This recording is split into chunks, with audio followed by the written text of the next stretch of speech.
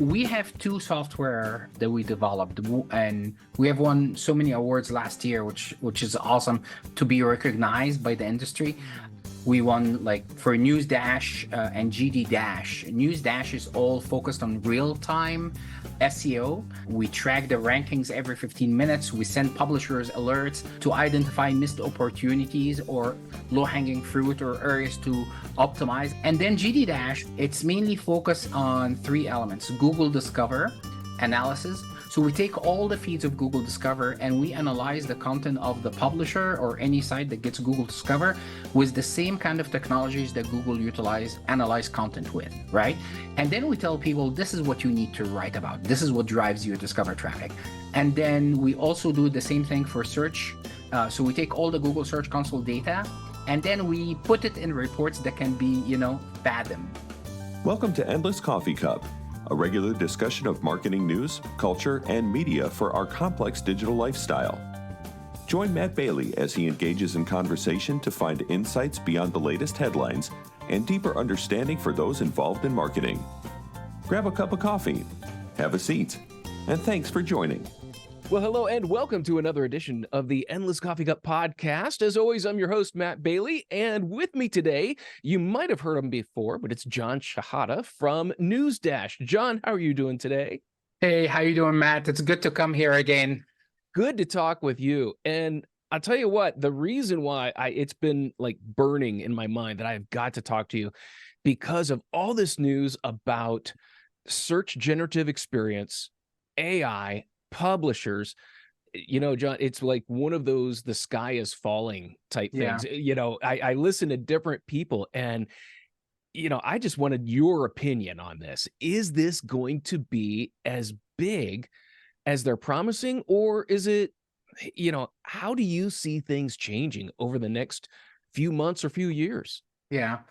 To be honest with you, I keep shifting my mind on that. Like when this thing started, I thought this is going to be end of all, right? It's like, oh my God.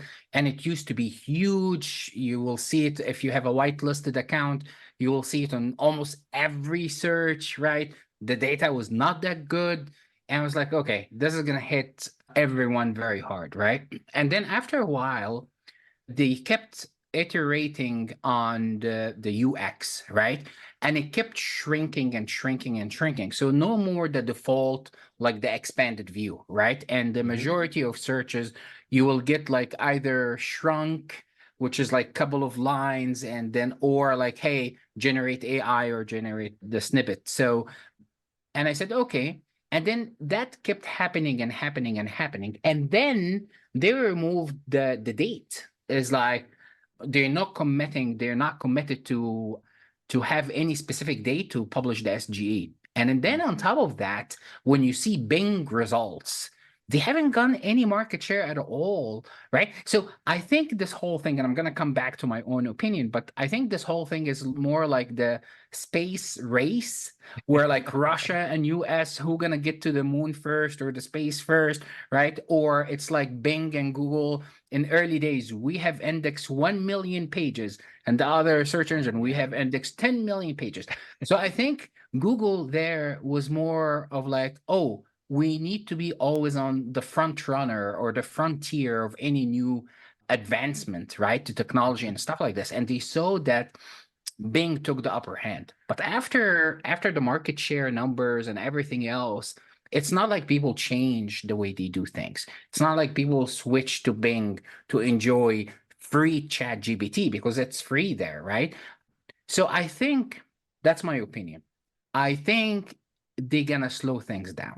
And I think if they publish it, I think it's gonna be in a very moderate way. It's not gonna be expanded. It's gonna be shrunk. It's not gonna be for every single query, but definitely it's gonna impact different types of content more than others.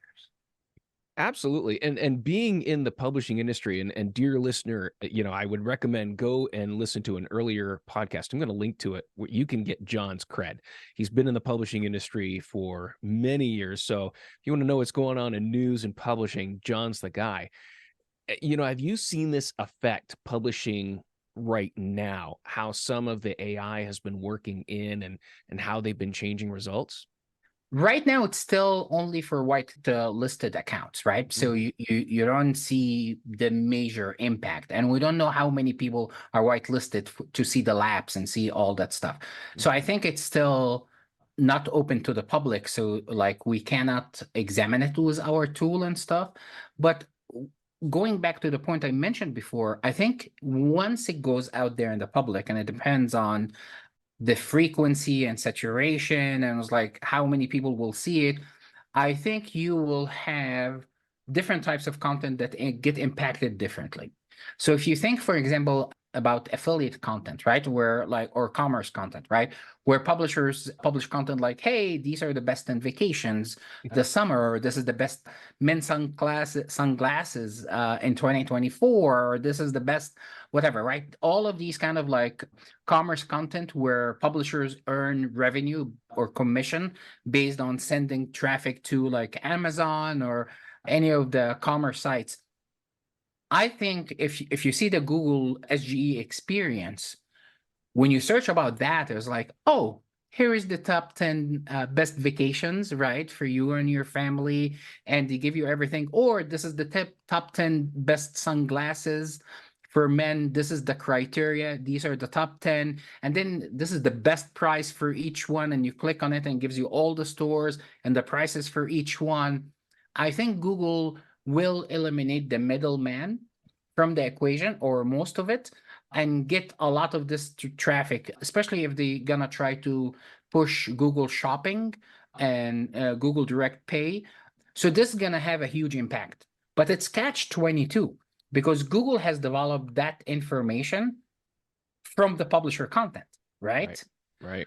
If you remove the incentive from publishers no longer writing about that content, the quality gonna degrade over time, right? Because you're only going to have low quality content for like, spam sites or other low quality sites where they don't care if they get like few pennies here and there, right? So I think it's going to be catch 22. So this is one type of content, but there are so many other types of content.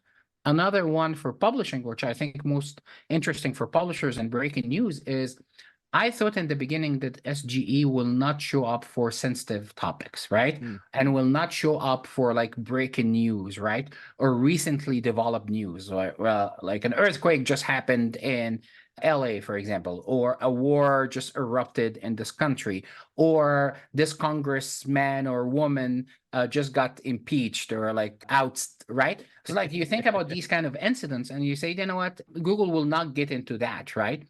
Hmm. But recently, as I've been tracking it more and more, I remember was when Kevin McCarthy was out from the Congress, SGE started showing up after 6 to 8 hours, saying, Wow. "Hey, want to get the whole facts? You click on it and it tells you at 6 hours ago or today this happened, and this is the sequence of events, and right, and these are like 3 or 4 articles, right? So what happened now? It pushed all top stories or the news box, news module, all the way down. And instead of me going to the publisher to understand what's taking place, actually all what I have to read is Google summary and I know exactly what happened, and so on. And so there's so many other content types. But if this gets fully developed, it's gonna be a big impact, again, based on how many people will see it and interact with it. Oh, absolutely. I think the fear is that Google is going to take over the whole front page, and it's going to be Google generated content, Google, their own product, like you said, their own product from shopping, their summaries of the news. And, there's it's funny. I think in any time Google has changed something, there's always been those that are just, Google's evil, and I feel like I'm listening to them more because of this, because but I would say the only thing that that I would say is contrary to that is I have never seen Google make so many missteps in so little time Yeah, as they have in the past. yeah, It's been absolutely amazing that they'll overstate or they'll release and it's broke or it doesn't work or it's just bad. yeah. It's been an interesting past year with them. Absolutely. I mean, a lot of SEOs are complaining about the quality of the results, the spammy results all over, especially around Google properties, right? So it's very interesting what's going on with Google. And this year going to be like, are people impacted? Do people see the difference? Will people change search engines? Or do you know, we have been using Google for 20 years and it's very hard to change right now. I'm talking about our generations, right? I Right. think newer generations, I don't know. I wonder if they search at all or not. They do little search, but newer generations, as you know, is like they live on social, right? Yeah. And that's why some social platforms are becoming search engines, right? Is like if you study the China, right, you will see that search is not a big thing at all. Everyone lives on their social apps, right? Right. You buy, you talk to your friends, you browse and explore, and you know you do everything. That the social app for you is everything. It has everything, and I think with newer generation, I think this is where US is heading in few years.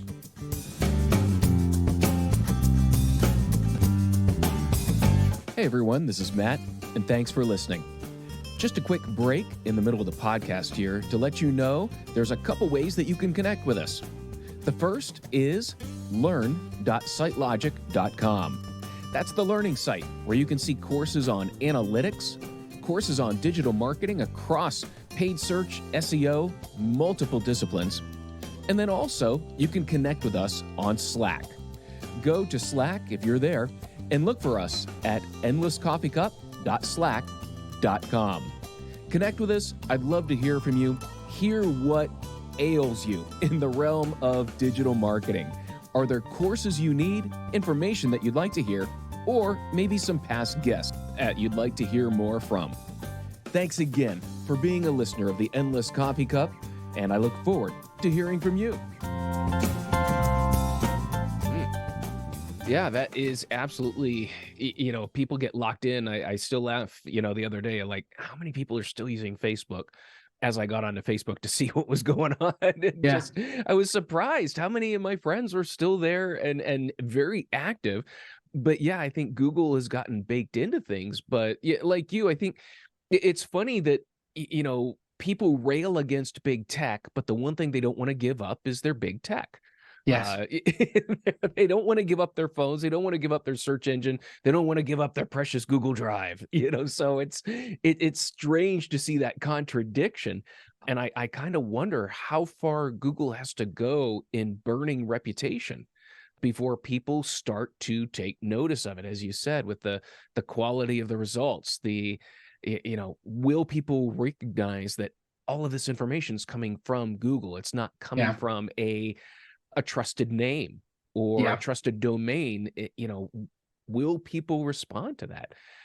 There is something to said about, publishers build reputations, Yeah. and that is part of that news industry. Absolutely. And I don't know. I think the next 5 to 10 years is going to be very interesting. Very, very interesting for SEO as an industry, for search engine as a user behavior, right? There is a lot of question marks how things going to go over the next few years. Absolutely. It is a strange time we are living in, because I can't think of another time, over the, since this digital marketing industry has come about. I can't think of another time in the past 20, 30 years that just within a year and a half, so much has changed and really turned upside down. Yeah. So yeah, it's funny seeing everyone's predictions about SGE, but like you said, I've seen, it's getting pulled back more Yeah. and more and more, but yet that fear is still there, especially among publishers. Yeah.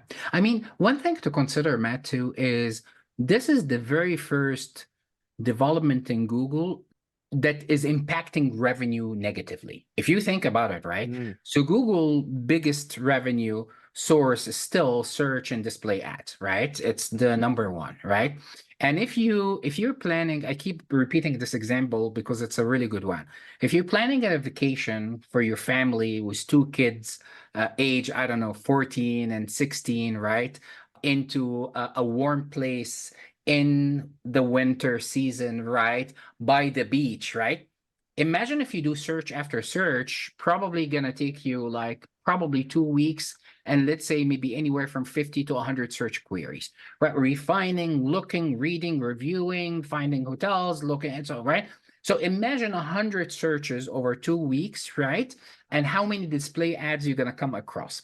Now imagine you go to Google and say SGE, what are, or Bard or Gemini now?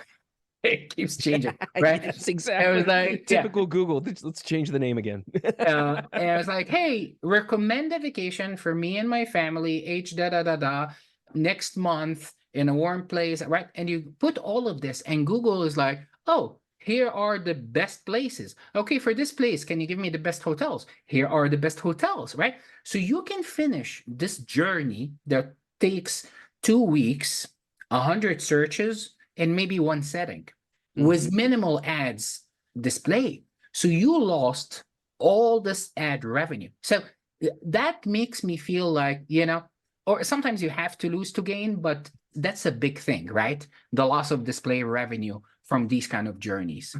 That is big. And I think if we've learned anything about Google, it's all about the revenue. It Yeah. is revenue is everything. And especially, search and display, that is the golden egg. And they will do anything to improve that. Yeah. We go back to, how many thousands of shades of blue did they test to see what people will click on the most? And this is a company that's driven by revenue. So you bring up an excellent point that, and absolutely, it's all about the revenue. So, are they pulling back because they're seeing a drop in that? But at the same time, if I get my questions answered, now you're going to hit publishers. If you go to their sites and there's no ads, we're pulling that art. It is essentially poisoning a big ecosystem. Yes. And like you said, it's not just the revenue of the ads you're going to see on Google. It's the ads on the sites that you see. This is potentially altering their entire revenues, 80% of the revenue stream. Yeah. And with publisher as an industry that is already hurting, right? That still the majority of publishers depend on display ad revenues on their sites, right? So it's all about the traffic, and exception for very few publishers where subscription revenue now is big and center, but the majority of publishers still depend on the ad revenue on their sites, right? This is going to be a huge impact when you start seeing less and less traffic, and this ad revenue becomes cheaper and cheaper year after year, right? I think it is going to really impact the industry. And it reminds me, do you remember Craigslist? Yeah. When it was launched, right? Back in the days, publishers used to make a ton of money from classifieds. Right. I don't know, almost like 3,000%, Right. right? Margins, right? It was huge. And then Craigslist was the disruptor, right? It came, it gave people for free ads and stuff like this. That killed a lot of publishers, right? Yeah. And I'm not judging is it good or bad. I'm not saying, I'm just making an observation. I think we're gonna go into an era where a lot of publishers, especially on the revenue side, gonna be impacted unless they start discovering and growing alternative revenue models than just depending on ad revenue. Yeah. Let me ask you, you see a lot of publishers, and I'll give you a chance to talk about NewsDash a little bit as well. What are some of those alternatives looking like? Where are some publishers turning away from Google in order to supplement and start to build over, like you said, the next 5 to 10 years? Where else are people looking to start to build that audience besides from Google? Yeah, I think the biggest revenue sizes are still to remain ad revenue, ad display revenue, subscription revenue, commerce revenue, which is like the commission model that we spoke about, right? A few publishers are testing with like, YouTube direct sell, right? Social sponsorships and stuff like this, but these are peanuts, right? It's not like huge ones, right? But still, some of them have their own apps, or they selling their own subscription in mass for like certain apps. These are the most popular ones, and I think publishers have to depend less on Google and increase direct relationships with users, right? So you have to convert all your users who are coming from Google and social media and all the different places into a direct relationship, either through an app, through emails. And I know emails, like, it's still very good, actually.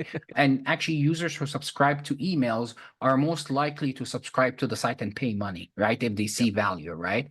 But these are the common sources out there. Absolutely. I have found myself spending much more time at Substack, getting that direct relationship with Yeah. writers, with publications, and paying them directly. And, Yeah. that was one thing. I think the promise of the internet was going to be a democratization of writing, of music, of content. And it's kind of like, we've seen the opposite. Yeah. And if anything, it got consolidated more and monetized by the companies that were the gatekeepers. And Yeah. so now I think we're seeing a little bit more of that rebellious spirit coming into the industry. Well, John, tell us a little bit about News Dash. I want to give you a chance to talk a little bit about that and what you're doing to work with publishers and help them market their content. Absolutely. So we have two software that we developed, and we have won so many awards last year, which is awesome to be recognized by the industry. We won like for News Dash and GD Dash. News Dash is all focused on real time SEO. So we track the trends every 15 minutes. We track the rankings every 15 minutes. We send publishers alerts, so near real time as much as we can, to identify missed opportunities or areas, low hanging fruit, or areas to optimize. And then we give them a lot of historic reports and a lot of research tools and so on, and like news topic authority indicators. And we even track like index to publish or publish to index timing, how long it takes to go. So there's a lot on the real time, and we're very fortunate. We have a lot of like big names, and we're in 29 countries. So this is awesome.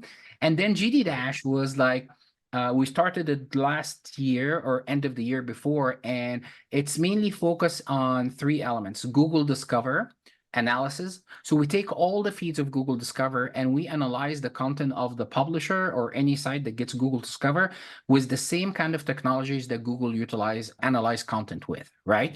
And then we tell people, this is what you need to write about. This is what drives your Discover traffic. And then we also do the same thing for search.